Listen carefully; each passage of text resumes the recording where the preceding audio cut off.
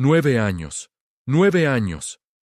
A esa edad, la mayoría de los niños juegan, sueñan con ser soldados o exploradores, ajenos a las cargas del mundo adulto. Pero no todos los niños son iguales. Imagina a uno de ellos, arrodillado ante un altar ensangrentado, no para jugar, sino para sellar su destino con un juramento de sangre. Un juramento de odio eterno. Ese niño era Aníbal Barca, y su promesa cambiaría la historia para siempre. Esta no es solo la historia de un general legendario, es la crónica de cómo se forja un arma viviente. De cómo un niño inocente fue consumido por la sed de venganza de su padre y de toda una nación. Hoy, vamos a viajar a la antigua Cartago para desvelar los secretos de la infancia de Aníbal y el juramento que lo condenó a ser el mayor enemigo de Roma. Para entender a Aníbal, primero debemos entender a su padre, Amílcar Barca, un hombre endurecido por la derrota. Amílcar había luchado contra Roma en la Primera Guerra Púnica y había visto a su patria, la poderosa Cartago, humillada y arrodillada. Perdió Sicilia, pagó indemnizaciones devastadoras y, peor aún, sintió en su propia carne el desprecio de los romanos. Este rencor no era político, era personal, una herida abierta que supuraba odio. Un odio que juró transmitir a sus hijos. Amílcar tenía una misión: restaurar la gloria de Cartago y vengarse de Roma. Sabía que no podría hacerlo solo.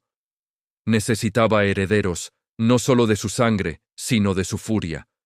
Por eso, a sus hijos los apodaron los cachorros de león, criados desde la cuna para la guerra. Aníbal, el mayor, era su obra maestra. Desde muy pequeño, su educación no consistió en juegos infantiles, sino en entrenamiento militar y estrategia. Su patio de recreo era un campamento militar. Sus juguetes eran espadas de madera y sus cuentos para dormir eran relatos de batallas perdidas y afrentas romanas. Amílcar observaba a su hijo. Veía en sus ojos una inteligencia aguda, una determinación que ardía como el fuego. Aníbal no solo aprendía a luchar, aprendía a liderar, a inspirar lealtad, a pensar varios movimientos por delante del enemigo. Su padre le enseñó a leer mapas como si fueran poemas y a entender la psicología del adversario. Cada lección, cada entrenamiento, cada palabra de su padre estaba diseñada con un único propósito: crear al hombre que destruiría Roma. Lo que pasaba entonces era más que una simple educación, era un adoctrinamiento. Imagina las cenas en la casa Barca. Mientras otras familias hablaban del comercio o de las cosechas, Amílcar hablaba de tácticas, de legiones romanas, del día en que Cartago volvería a ser grande. Plantó en la mente de Aníbal la idea de que Roma no era simplemente un rival, sino un mal existencial, un cáncer que debía ser extirpado del mundo. Y Aníbal, con la devoción de un hijo hacia su héroe, absorbió cada palabra, convirtiendo el odio de su padre en el suyo propio. El momento culminante de esta siniestra educación llegaría pronto. En el año 237 a.C., Amílcar se preparaba para partir hacia Hispania, la península ibérica. Su plan era conquistar nuevos territorios, extraer sus riquezas y forjar un nuevo ejército, lejos de la corrupta política de Cartago y justo a las puertas de Roma. Sería la base de operaciones para su gran venganza. Aníbal, con solo 9 años, no estaba dispuesto a quedarse atrás. Nunca imaginarías la audacia de aquel niño. Se acercó a su padre mientras éste realizaba un sacrificio a los dioses y le suplicó, le rogó que lo llevara con él. Quería estar en el centro de la acción, aprender de su padre en el campo de batalla. No a través de historias. Amílcar vio en esa petición la confirmación de todo su esfuerzo. Su cachorro de león estaba listo. Pero antes, había un último rito de iniciación, un pacto que sellaría su destino de forma irrevocable. Llevó a Aníbal al altar donde aún humeaba la sangre del animal sacrificado. Le pidió que pusiera su pequeña mano sobre los restos de la ofrenda. Y entonces, con una voz solemne que resonaría por la eternidad, le hizo pronunciar las palabras que definirían su vida. Lo que juró Aníbal aquella noche fue aterrador. Juró que tan pronto como tuviera la edad suficiente, usaría el fuego y el acero para acabar con Roma. Juró que nunca sería amigo del pueblo romano. Juró un odio eterno, inquebrantable, que solo la muerte podría apagar. Para un niño de 9 años, este juramento no era un juego. Era un contrato sagrado, sellado con sangre ante los dioses. Desde ese momento, Aníbal dejó de ser un niño. Se convirtió en la encarnación de la venganza de Cartago. Cada decisión que tomaría, cada batalla que libraría, cada vida que cegaría, estaría impulsada por esa promesa hecha en la oscuridad de un templo. El viaje a Hispania fue su verdadera escuela. Allí, a la sombra de su padre, Aníbal aprendió el arte de la guerra en su forma más brutal y práctica. Cabalgó junto a los soldados, durmió en el suelo duro, comió el mismo rancho y aprendió a hablar las lenguas de las tribus íberas y celtas. Se ganó el respeto de los hombres no por ser el hijo del general, sino por ser el primero en entrar en combate y el último en retirarse. Cuando su padre Amílcar murió en una emboscada, Aníbal ya era un joven curtido. El mando pasó brevemente a su cuñado Asdrúbal, pero el ejército sabía quién era su verdadero líder. Los soldados, que lo habían visto crecer, lo aclamaron como su general. A los 26 años, Aníbal Barca tomó el control del ejército que su padre había creado. El arma por fin estaba cargada y apuntando directamente al corazón de su enemigo. El juramento, lejos de ser olvidado, ardía ahora con más fuerza que nunca. Aníbal no solo heredó un ejército, heredó una misión divina, un odio sagrado. Su primer gran acto como comandante fue una provocación directa a Roma. El asedio y la conquista de Sagunto, una ciudad aliada de los romanos. Era una declaración de guerra, el primer trueno de la tormenta que estaba a punto de desatar sobre Italia.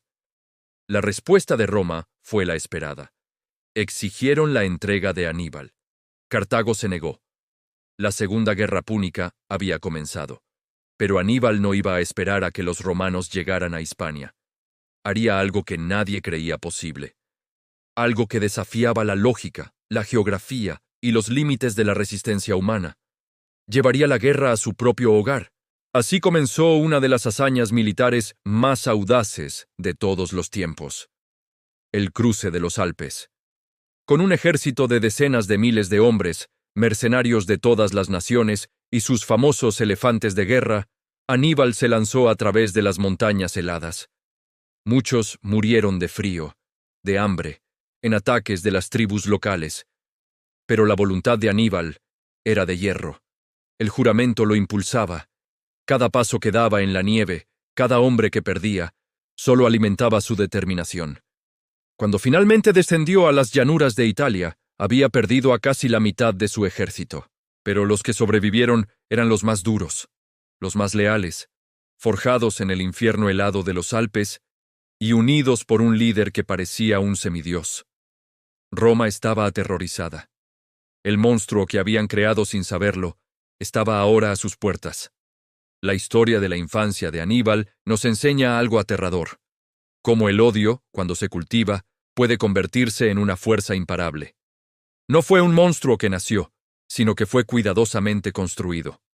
Un niño al que le robaron su inocencia para convertirlo en el instrumento de una venganza. Ahora descubriremos cómo esa promesa infantil transformó a Aníbal Barca en la peor pesadilla de la República Romana y guió cada una de sus decisiones hasta el final. La semilla del odio fue sembrada por su padre, Amílcar Barca, un general cartaginés humillado en la Primera Guerra Púnica. Amílcar sabía que la lucha contra Roma no había terminado, solo estaba en pausa. Necesitaba un sucesor, alguien que llevara su venganza más allá de la tumba. Y lo encontró en su propio hijo. Imaginen la escena: un niño pequeño, con la mano sobre las entrañas de un animal sacrificado, jurando ante los dioses que sería enemigo de Roma por el resto de su vida. Esa promesa no fue una simple rabieta infantil, se convirtió en la brújula moral de Aníbal, el filtro a través del cual vería el mundo. Cada decisión, cada estrategia, cada movimiento en el campo de batalla estaría manchado por este juramento de sangre. Nunca imaginarías cómo ese juramento lo impulsó a la grandeza. Tras la muerte de su padre y su cuñado, el ejército en Hispania, por aclamación popular, eligió a Aníbal como su comandante. Tenía solo 26 años, pero su mente ya era un arma forjada en el odio y la estrategia. No perdió el tiempo. Su primera gran prueba, y su primer acto de desafío directo a Roma, fue el asedio de Sagunto. Esta ciudad, aliada de Roma, era una espina clavada en el costado del poder cartaginés en la península. Ignorando las advertencias romanas, Aníbal la atacó, y tras 8 meses de un asedio brutal, la conquistó. No era solo una victoria militar, era una declaración de intenciones. Era Aníbal gritándole a Roma: «El juramento de mi infancia sigue vivo, y vengo a por vosotros». La caída de Sagunto fue el detonante. Roma, indignada, declaró la guerra. La Segunda Guerra Púnica había comenzado. Lo que pasaba entonces desafió toda lógica militar. En lugar de esperar un ataque naval romano en África o Hispania, Aníbal decidió hacer lo impensable: llevar la guerra al corazón de Italia. Pero no por mar, sino por tierra. Su plan era una locura: cruzar los Pirineos y luego los Alpes, con un ejército de decenas de miles de hombres, caballos y sus famosos elefantes de guerra. ¿Por qué arriesgarlo todo en una travesía tan peligrosa? La respuesta está en su juramento. Aníbal no solo quería derrotar a Roma, quería humillarla en su propia casa. Quería que los senadores romanos vieran el humo de las aldeas italianas ardiendo desde las colinas de su ciudad. La travesía alpina fue una pesadilla. El frío, el hambre y las tribus hostiles diezmaron a su ejército. Perdió casi la mitad de sus hombres y la mayoría de sus elefantes. Cualquier otro general se habría retirado. Pero Aníbal no era cualquier general. Su voluntad era de hierro, alimentada por una promesa hecha 21 años atrás. Una vez en Italia, Aníbal demostró por qué es considerado uno de los mayores genios militares de la historia. Cada batalla era una obra maestra táctica, guiada por un único objetivo: aniquilar legiones romanas. En Tesino, Trebia y sobre todo en el lago Trasimeno, Aníbal destrozó a los ejércitos consulares. Utilizó el terreno, el clima y la psicología de sus oponentes para tender emboscadas perfectas. El desastre de Trasimeno, donde un ejército romano entero fue aniquilado sin que apenas pudieran desenvainar sus espadas, sembró el pánico en Roma. Pero la cumbre de su genio y de su odio llegaría en Canas. Allí, enfrentándose a un ejército romano que casi lo doblaba en número, Aníbal ejecutó una de las maniobras tácticas más brillantes de la historia: la doble envolvente. El resultado fue la mayor derrota militar en la historia de Roma. Se estima que murieron más de 50.000 soldados romanos en un solo día. Aníbal estaba cumpliendo su juramento con creces. Pero aquí es donde la historia da un giro inesperado. Después de Canas, con Roma de rodillas y sin un ejército que la defendiera, Aníbal no marchó sobre la ciudad. ¿Por qué? Sus generales le suplicaron que lo hiciera. «Sabes cómo obtener una victoria, Aníbal», le dijo su jefe de caballería, «pero no sabes cómo usarla». Historiadores han debatido esta decisión durante siglos. ¿Le faltaban máquinas de asedio? ¿Su ejército estaba demasiado agotado? ¿O fue algo más profundo? Quizás el juramento no era destruir Roma, sino verla sufrir, desangrarse lentamente. Atacar la ciudad podría haber unido a los romanos en una defensa final y desesperada. En cambio, Aníbal prefirió pasar más de una década recorriendo Italia, intentando romper la confederación de aliados de Roma, tratando de desmantelar su poder pieza por pieza. Fue una estrategia de desgaste, una tortura prolongada. El juramento no exigía una muerte rápida, sino una agonía eterna para su enemigo. Al final, Roma aprendió. Bajo el liderazgo de Escipión, apodado más tarde el Africano, los romanos adoptaron una nueva estrategia: evitar a Aníbal en Italia y llevar la guerra de vuelta a Cartago, en África. Esta jugada obligó al Senado cartaginés a llamar a su mejor general para defender la patria. Aníbal tuvo que abandonar Italia, invicto, después de 15 años de campaña. Su sueño de ver Roma arder se desvanecía. La batalla final se libró en Zama. Allí, Escipión, que había estudiado las tácticas de Aníbal, logró neutralizar a sus elefantes y superar a la infantería cartaginesa. Por primera vez en su vida, Aníbal fue derrotado en una gran batalla campal. La guerra había terminado. Cartago fue humillada con un tratado de paz devastador. Pero para Aníbal, la guerra personal nunca terminó. El juramento seguía ardiendo en su interior. Exiliado de su propia ciudad, se convirtió en un fugitivo, perseguido por los romanos por todo el Mediterráneo. Sirvió como consejero militar para otros reyes que se oponían a Roma, siempre buscando una nueva oportunidad para cumplir su promesa. Finalmente, a los 64 años, acorralado por los romanos en Bitinia, en la actual Turquía, Aníbal se enfrentó a su destino. Antes de ser capturado, tomó veneno que, según la leyenda, llevaba en un anillo. Sus últimas palabras, según se cuenta, fueron: «Libremos a los romanos de su perenne ansiedad, ya que creen que es demasiado esperar la muerte de un anciano odiado». Hasta en su último aliento, su vida estuvo marcada por el desafío a Roma. El juramento de aquel niño de 9 años se cumplió, no con la destrucción de Roma, sino consumiendo su propia vida en un fuego de odio eterno.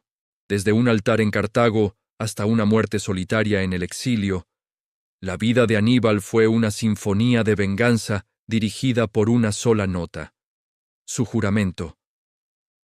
Cada victoria gloriosa y cada decisión amarga estuvieron guiadas por esa promesa infantil.